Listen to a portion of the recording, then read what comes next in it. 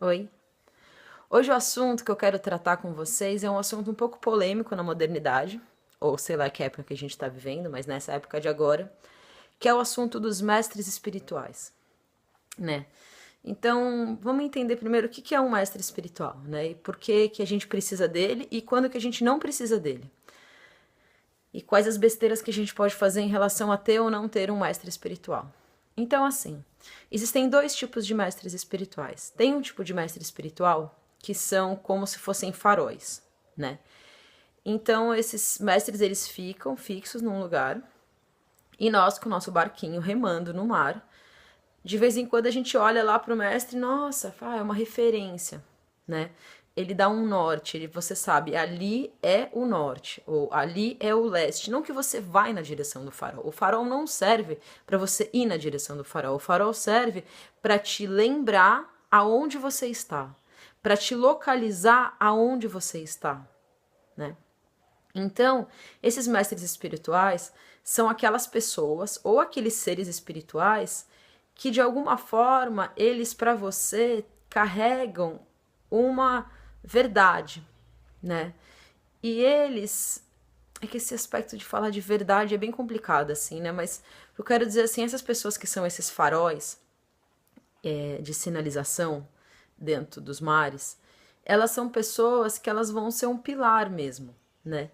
Mas ninguém vive no farol, ninguém fica lá, ninguém vai até o farol, entendeu? O farol é uma referência, aonde você vê, tem o norte e segue seu caminho. Então, quando a gente tem um mestre espiritual que é um farol, é muito legal, é muito bom. Na verdade, é muito bom mesmo. Porque daí você vai ficar na sua vida remando o seu barquinho e quando você precisar de uma orientação, quando você precisar de uma luz, você fala: ah, tá ali. O que é olhar para lá? É ir escutar uma palavra, ter uma conversa com o seu mestre, é você ler algum texto inspirador, é você obter uma resposta de algum anjo, de algum ser espiritual.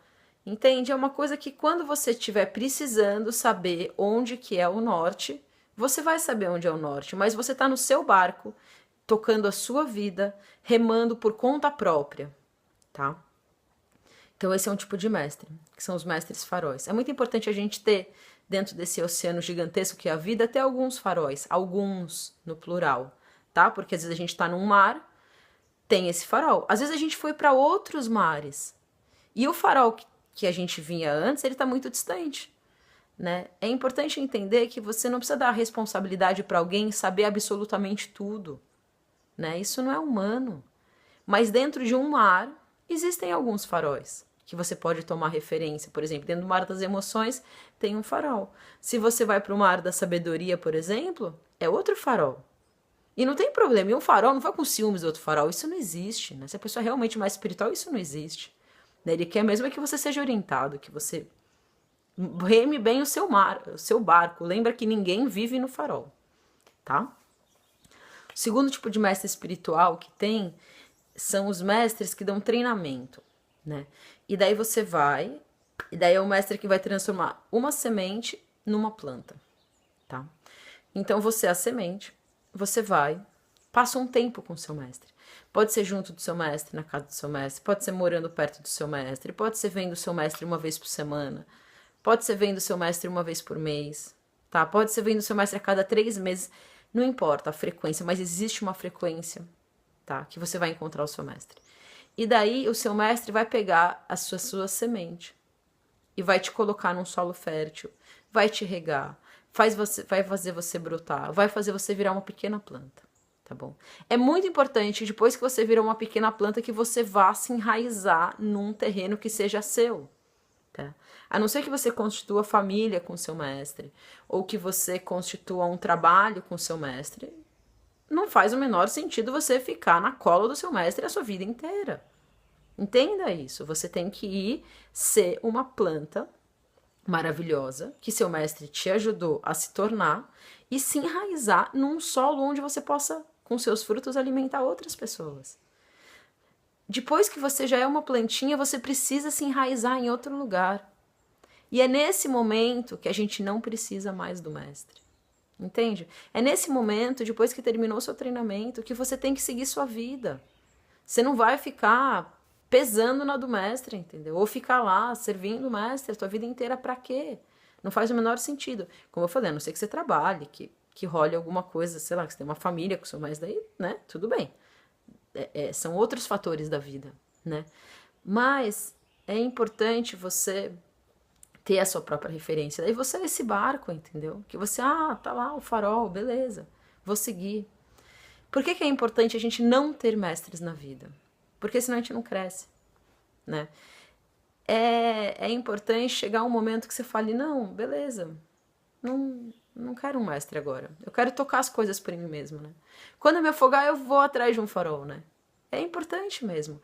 É importante esses momentos de você não ter o mestre o tempo todo com você, porque senão você não vai crescer por você mesmo.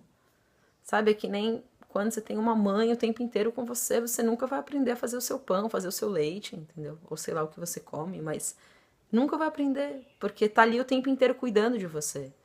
Então é muito importante essa autonomia que você também desenvolve em relação ao mestre espiritual.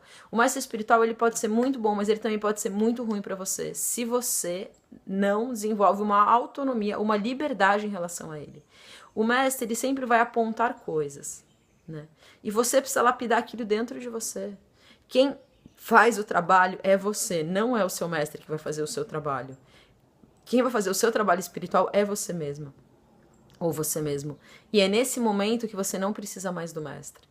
E que você precisa ter uma liberdade em relação ao mestre.